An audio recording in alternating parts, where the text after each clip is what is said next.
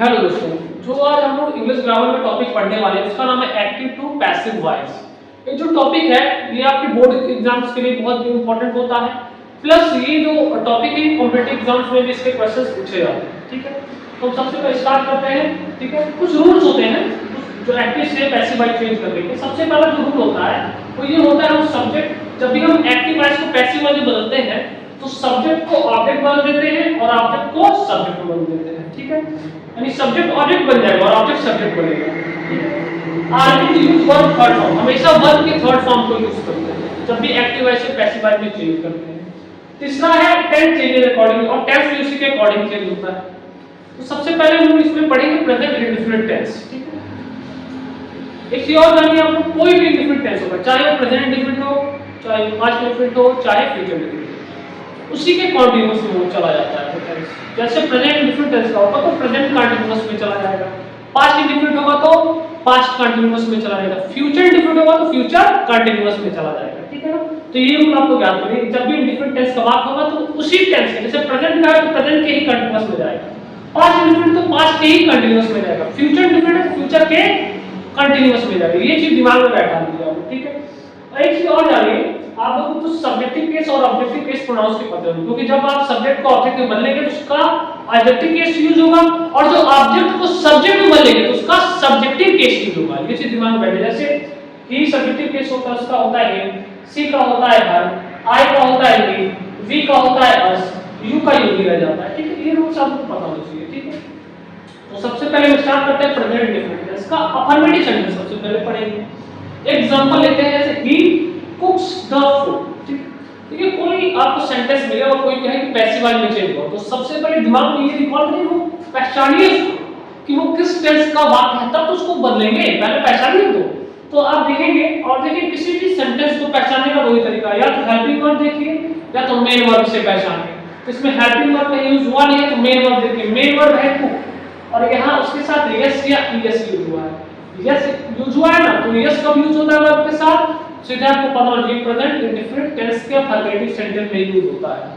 ठीक है, तो आपको इससे पता चल गया यस या यस से कि ये सेंटेंस जो है ये प्रेजेंट इंडेफिनिट टेंस का है। ठीक है, और सिंपल है ये। अब देखिए, तो रूल क्या बताया था मैंने आपको, मैंने बताया सब्जेक्ट को ऑब्जेक्ट में बदलेंगे, ऑब्जेक्ट को सब्जेक्ट में। सब्जेक्ट कौन है, तो ये जाएगा ऑब्जेक्ट में, और ऑब्जेक्ट कौन है यहाँ पे, द फूड। द फूड कहाँ आएगा, सब्जेक्ट में, तो मैंने द फूड को उठा के सब्जेक्ट में कर दिया। ठीक है, और ये टेंस किसका है, प्रेजेंट इंडेफिनिट टेंस का, तो जाएगा किसमें, प्रेजेंट कंटीन्यूअस टेंस। तो प्रेजेंट कंटीन्यूअस टेंस में क्या लगता है, इज एंड आर, यही हेल्पिंग वर्ब लगता है।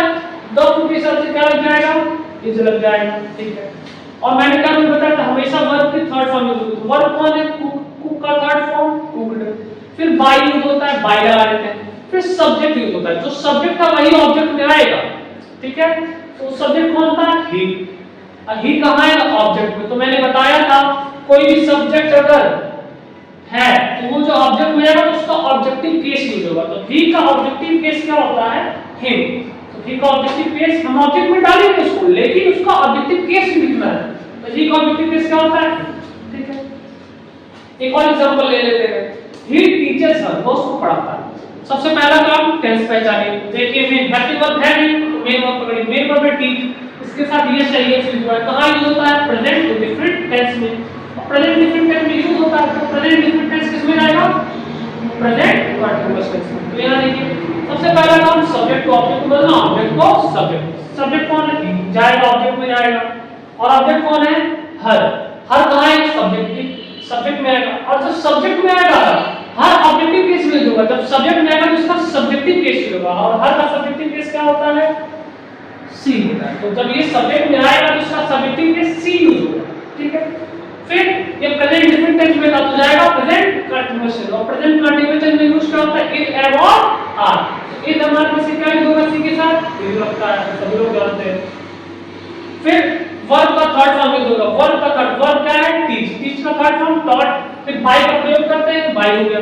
अब ये सब्जेक्ट ऑब्जेक्ट में जाएगा तो ही सब्जेक्टिव केस में यूज हुआ है, ऑब्जेक्ट में यूज हुआ तो ऑब्जेक्टिव में, और ही का ऑब्जेक्टिव केस क्या होता है, हिम। तो सी इज टॉट बाय हिम। धन्यवाद।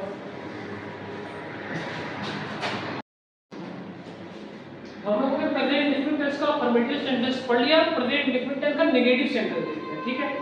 तो जैसे एक सेंटेंस आपको मिल गया, he does not cook food, ठीक है, ये एक्टिव वॉइस में आपको कहा जाएगा ये पैसिव वॉइस में बदल दिए। तो मैंने सबसे पहले आपसे क्या कहा, सबसे पहले सेंटेंस का टेंस पहचानिए। तो और मैंने बताया क्या है आपको, सेंटेंस का टेंस पहचानने का क्या तरीका है, उसका हेल्पिंग वर्ब देखिए, अगर हेल्पिंग वर्ब नहीं है तो मेन वर्ब देखिए, मेन वर्ब के फॉर्म से आपको पता चल जाएगा किस टेंस का है, ठीक है।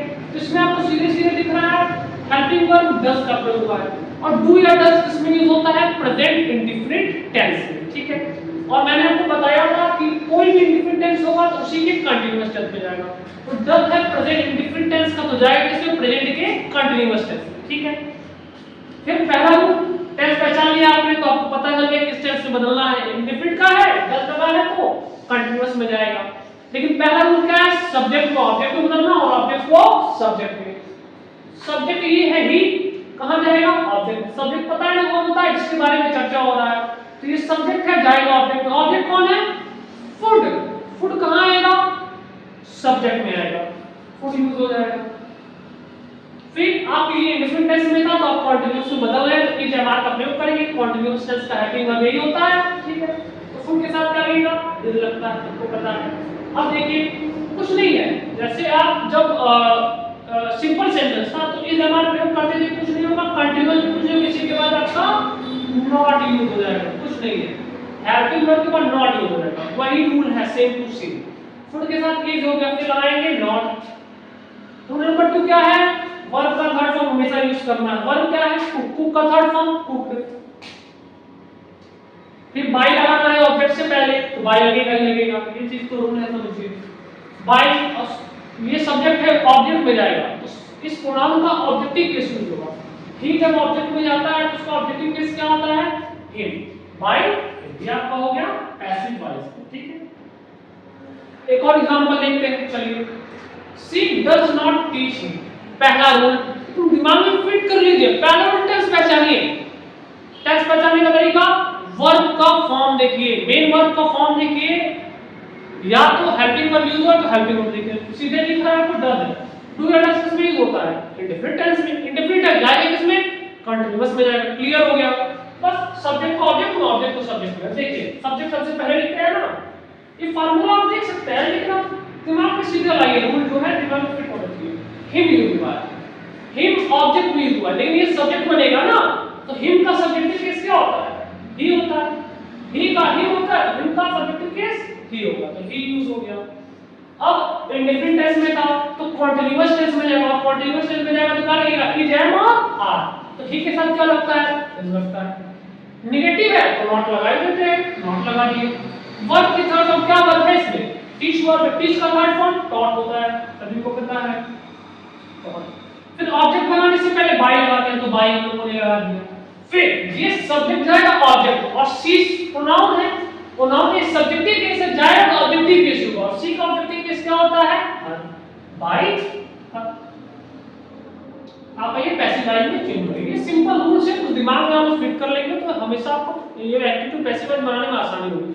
सबसे पहले टेंस पहचानिए और आपको पता होना चाहिए किस टेंस का है और किस में बदलना है। जैसे मैंने बताया कोई भी इंडेफिनिट टेंस होगा उसी के कंटीन्यूअस टेंस में चला जाएगा, ये चीज दिमाग में फिट कर लीजिए। और दूसरा कुछ रूल्स है, जैसे सब्जेक्ट को ऑब्जेक्ट में बदलते हैं और ऑब्जेक्ट को सब्जेक्ट में, ये दिमाग में फिट कर लीजिए। और ये भी दिमाग में फिट कर लीजिए कि हमेशा वर्ब की थर्ड फॉर्म ही यूज करेंगे जब पैसिव वॉइस में बदलेंगे तो, ठीक है। और टेंस अकॉर्डिंग चेंज होगा, जैसे मैंने इंडेफिनिट का बताया तो वैसे ही और भी टेंसेस का अलग-अलग रूल होता है, तो किसी भी डिफरेंट टेंस का उसी के कंटीन्यूअस में जाएगा। और मेन चीज ये भी है, आपको प्रोनाउन का सब्जेक्टिव केस और ऑब्जेक्टिव केस पता होना चाहिए, क्योंकि आप सब्जेक्ट को ऑब्जेक्ट बनाएंगे तो ऑब्जेक्टिव केस यूज करेंगे और ऑब्जेक्ट को सब्जेक्ट बनाएंगे तो सब्जेक्टिव केस यूज करेंगे, तो ये भी बहुत इंपॉर्टेंट है, आपको पता होना चाहिए। और मैं ये मान के चल रहा हूं आप एक्टिव टू पैसिव वॉइस पढ़ रहे हैं तो आपको टेंस की प्रायर नॉलेज होनी चाहिए और होगी। धन्यवाद। अभी तक हम लोगों ने प्रेजेंट इंडेफिनिट टेंस का अफर्मेटिव सेंटेंस भी देख लिया, नेगेटिव सेंटेंस भी देख लिया। अब हम लोग देखेंगे इसका इंटरोगेटिव सेंटेंस मींस प्रश्नवाचक वाक्य।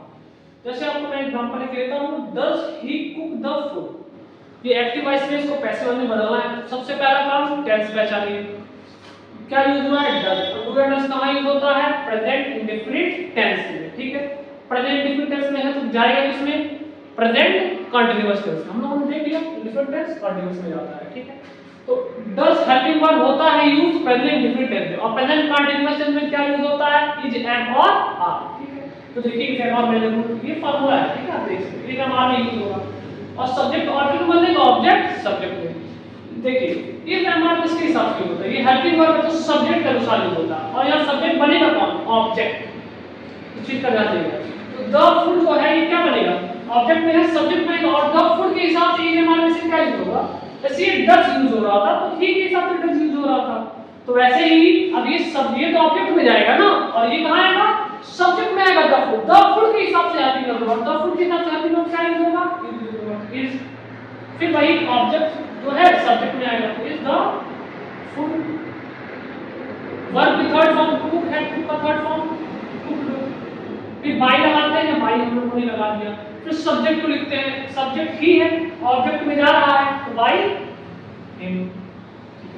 एक और एग्जांपल लेते हैं, does she teaches you, simple सा रूल है, डज लगा है, प्रेजेंट इंडिफरेंट टेंस है, प्रेजेंट इंडिफरेंट प्रेजेंट कंटीन्यूअस में जाएगा, तो क्या यूज होगा, इज, एम और आर। लेकिन ये इज, एम, आर जो भी हेल्पिंग वर्ब होता है वो सब्जेक्ट के अनुसार यूज होता है, लेकिन सब्जेक्ट तो ये जो डज यूज होगा तो इसी के हिसाब से यूज होगा।